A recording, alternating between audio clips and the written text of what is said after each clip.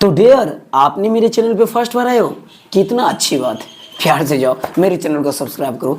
यही चैनल है जहाँ तुम्हें बायोलॉजी को न्यू कंसेप्ट के साथ सिखाया जाएगा। ईगो नहीं रखना चाहिए, बड़े बड़े लोग खराब हो जाते हैं। सबको मैं हेल्प करो और सबको भी फ्री का सामान सभी के लिए होना चाहिए और सबको मिलना चाहिए। तो आप भी फ्री में यूज करो और अपने फ्रेंड को भी फ्री में यूज करने के लिए ऑपरेट करो और शेयर कर दो। तो मैं आगे की तरफ बढ़ता हूँ। आपने इससे पहले नेक्स्ट अगर मेरे वीडियो में अगर चैनल पर फर्स्ट बार आए होंगे तो आप जाके देख सकते हो। बहुत सारे ऐसे वीडियो हैं जहाँ मैंने फीमेल रिप्रोडक्टिव सिस्टम के प्रत्येक ऑर्गन के ऊपर बात की है, हर ऑर्गन के ऊपर बात की है। आज मैं इस वीडियो में बात करूंगा जिस ऑर्गन का नाम है फैलोपियन ट्यूब। यानी फीमेल में एक ऑर्गन आता है, फीमेल रिप्रोडक्टिव सिस्टम में एक ऑर्गन है जिसका नाम है फैलोपियन ट्यूब। फैलोपियन ट्यूब का वर्क क्या है, फैलोपियन ट्यूब का साइज क्या है, फैलोपियन ट्यूब का आकार क्या होता है, फैलोपियन ट्यूब कैसा दिखता है, फैलोपियन ट्यूब का वर्क प्रोसेसिंग क्या है इन फीमेल बॉडी में, क्या फैलोपियन ट्यूब किस में होता है, मेल बॉडी में होता है या फीमेल बॉडी में होता है, ये पूरा चीज़ को डिटेल करूंगा इन वीडियो में। तो आप लोग कंटिन्यू वीडियो को वॉचिंग। तो let's start on the topic.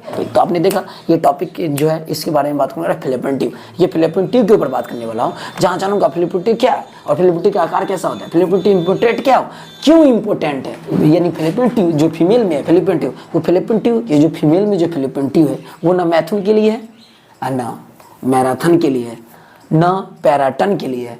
तो फीमेल में जो फैलोपियन ट्यूब है वो ना सेक्स के लिए ना रिलैक्स के लिए है।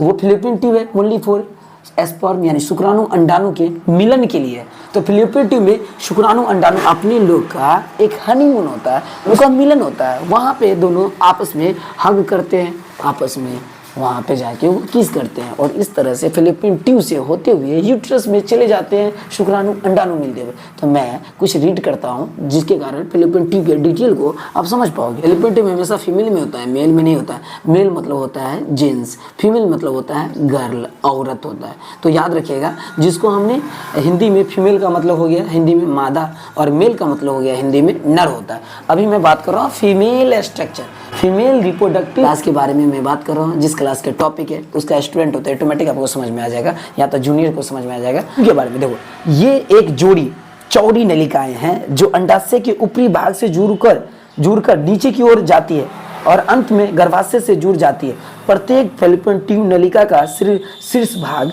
एक चौड़े कीप के समान होता है जो अंडाणु को फैलोपियन नलिका में प्रवेश करने में सहायता। इस नलिका के द्वारा अंडाणु यूट्रस में पहुंच जाते हैं। वाओ ग्रेट, क्या देखो क्या थॉट्स दे रहा है, ध्यान से सुन। फैलोपियन ट्यूब को क्या समझा रहा है, फैलोपियन ट्यूब क्या है फीमेल के लिए एकदम बहुत इंपॉर्टेंट है फॉर रिप्रोडक्शन के लिए। मैरिड नहीं करोगे, अनमैरिड में वो सही रहेगा। तो इसीलिए फैलोपियन ट्यूब बहुत इंपॉर्टेंट है in female body and for female body के लिए। यहाँ पे क्या बोल रहा है, ये एक जोड़ी नलिकाएं होती है जो अंडाशय के ऊपरी भाग में शुरू होकर नीचे की ओर जाती है। ऊपरी भाग में अंडाशय के ऊपरी भाग से शुरू होकर जाती है और अंत में गर्भाशय से जुड़ जाती है। फैलोपियन ट्यूब हमेशा गर्भाशय से जुड़ी रहती है इन फीमेल बॉडी में, ध्यान रखिएगा। तो गर्भाशय से जुड़ी रहती है फैलोपियन ट्यूब। तो इसको एकदम पॉइंट को इसको यहाँ पे ध्यान रखना है कि गर्भाशय से जुड़ी रहती है, चौड़े कीप के समान होती है। प्रत्येक फैलोपियन ट्यूब के जो ऊपरी भाग है वो चौड़ा होता है और कीप जैसा होता है। तब उस कीप जैसे में अंडाणु और शुक्राणु आपस में मिल पाते हैं। तो ध्यान रखना है कि कीप जैसा होता है उसमें मिल पाता है साथ में। और आगे क्या बोल रहा है, वो जो अंडाणु को फैलोपियन नलिका में प्रवेश करने में सहायता करते हैं। यानी अंडाणु के जो है ना, अंडाणु की सहायता करते हैं आगे की तरफ फैलोपियन ट्यूब में जाने के लिए सहायता करते हैं। कीप जैसा जो रचना होता है जिसके कारण फिर अंडाणु को फैलोपियन नलिका में प्रवेश करने में सहायता पहुंचता है, आसान हो जाता है। फैलोपियन नलिका की यानी कीप नहीं रहेगा ना, अगर फैलोपियन ट्यूब में कीप जैसा आकार, तो वो फैलोपियन ट्यूब में अंडाणु नहीं जा पाएगा। तो वो सहायता करता है वही जो कीप जैसा आकार है। आगे बोल रहा है क्या कि ये देखो फैलोपियन नलिका की दीवार मतलब मांसल एवं संकुचनशील होता है। यानी फैलोपियन ट्यूब की बात करें उसकी अगर लचीलापन के या लंबापन के या उसकी कैसा होता है, मांसल होता है